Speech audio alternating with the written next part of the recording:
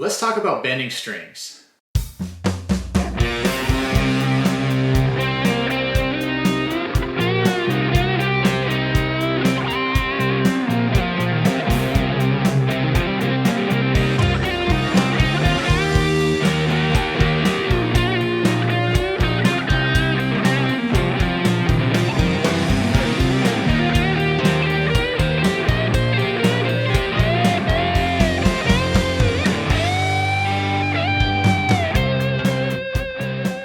Bending strings is probably one of the best things about playing guitar.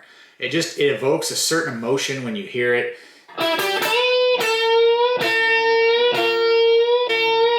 Today I just wanted to talk about some of the things that you can work on to improve your bending. And if you're a beginner player and you're just getting into bending, it's a very attainable skill. Today in this lesson, I'm just going to walk you through some really basic stuff that will kind of direct how you're practicing, give you some tips and some techniques to help with bending, just to really get it solidified into your muscle memory, into your fingers.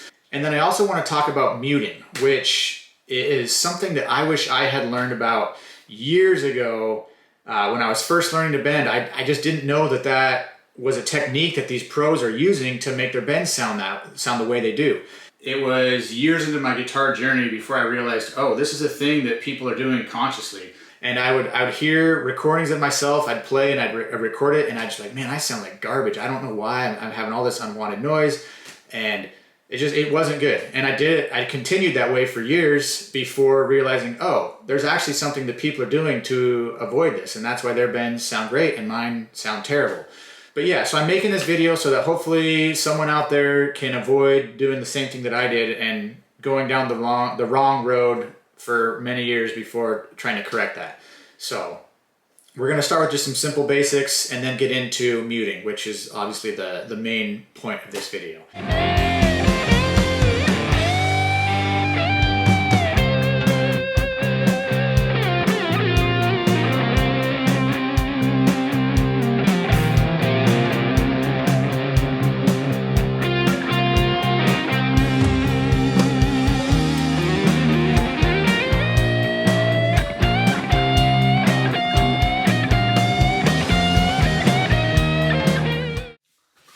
So the first thing that I want to talk about, and I just want to kind of touch on this briefly, but I just want to kind of talk about getting your bends to be the correct pitch, the actual pitch that you're going for.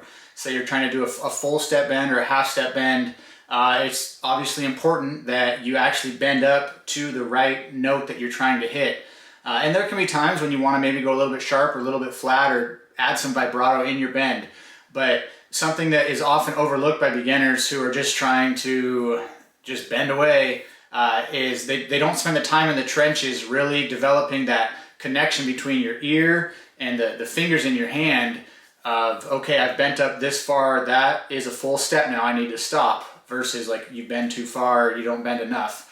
So something that you can work on to kind of really cement this into your playing is just bending up a full step and then checking that against a fretted note of the same tone, and that will let you know whether you are sharp or flat. So to demonstrate, I'll just do this all out of like an A minor pentatonic box, right? So if we're starting here on the 5th fret, and I'm going to start with this, it's a D note, I'm on the 7th fret of my G string here, and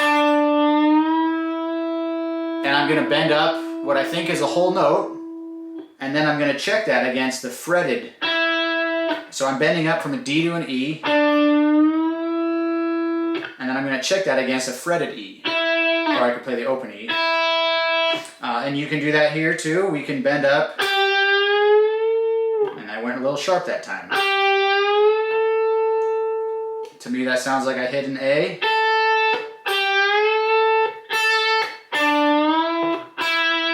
If you really want to be brave, you can leave your bent note ringing out while you pluck that other fretted string. So right here, if we're bending from that D to E again, like that sounds pretty good. But if I'm a little bit off, you can hear kind of that warble. You can hear that they're clashing against each other. So that's a really good way to check to see if you're getting them close.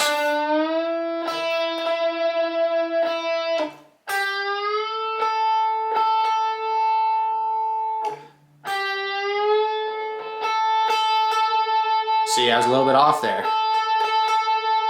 And obviously you can do this anywhere on the neck. It doesn't have to be just out of this shape. So whatever bend it is you're trying to do, whether it's in a solo you're learning or just messing around, yeah, find a fretted note that's going to be the same as the note you're bending to, and then compare them and make sure that you're actually getting your bends to the right pitch that you're going for. The other thing I want to talk about is just a finger technique for bending that I've seen some people struggle with. When you're new to bending, it can be intimidating to really bend them strings, right? So something that you'll see people do is they stack their fingers. So I'm not just using my ring finger and trying to muscle my way through it. I'm actually stacking my pointer finger and my middle finger behind it, and then using all three of these sets of muscles in my hand to help push that string up. So when you see people bending, they're normally doing it with either their middle finger or their ring finger. And the reason for that is that you have that extra finger, that extra two fingers to help you push the strings around. I'm gonna cheat whenever I can and use all the help from my other fingers when I can.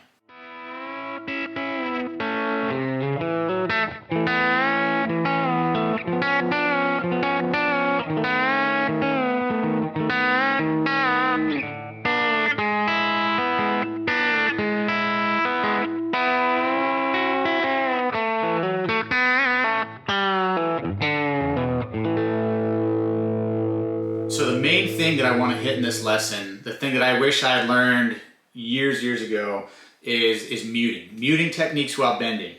And to kind of demonstrate what it sounds like when you don't mute. If you bend up and then you come back down, I don't know if you can hear that, but I'm getting these other two strings, this D string and this G string. When I'm bending up, I'm making contact with them, and then as I come down, they're gonna ring out. So the way to avoid that, the way to get around that is obviously to mute those strings while we're bending. And muting can be done one of two ways. It can be done with your left hand, with the hand that's fretting, or it can be done with the picking hand, kind of in like a palm muting fashion. And a lot of times what happens is you end up muting with both. So I'm going to zoom in, get a little bit closer up, and then show you kind of exactly what I'm talking about, some tips and techniques that you can use to mute and really get those bends to sound clean. So the first one we'll talk about is using our fretting hand to help mute the unwanted string noise. So I'm still out of this A minor shape. And say I want to bend up from this 7th fret, this C, or this would be a D note here, I'll bend up a whole fret and hit an E. And you notice as I do that, my finger now has come in contact with both the A string and this D string. So if I don't mute them, as I release the bend, those are going to vibrate and create that unwanted noise. So something I can do is, and it's very subtle, but I'm sliding my pointer finger up and I'm muting those strings as I release my bend. So, and that's a little bit exaggerated. I normally wouldn't try to cover 2 whole strings with my pointer finger. But for something, if I'm just doing like a half note bend, it's pretty easy to cover that string just above the bend with your pointer finger and mute it so that it doesn't ring out when you end up releasing the bend. And then the kind of the thing that works as a companion to that is then also muting with your right hand. Practice with a little bit of distortion, and that'll really help you hear. If you hit a string accidentally with a bunch of distortion, you're definitely going to notice it. So talking about right hand technique now, we'll still be just in that same shape. Say we want to bend up now. We're on our B string here on the 8th fret. Trying to bend up that full step to that A note.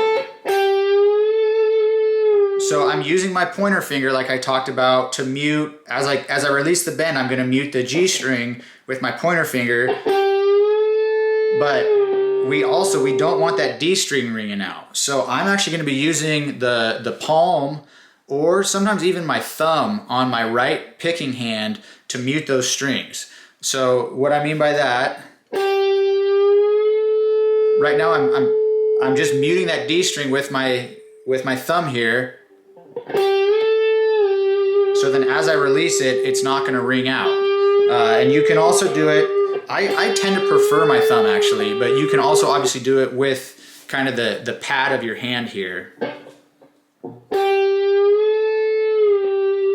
And you end up with the same result. So those are just two different techniques with your picking hand to mute that second string above. If you're doing like a full note bend where you're trying to go up a full step, you oftentimes will end up hitting inadvertently, you'll end up basically making contact with the string both above and then two above the string you're actually bending.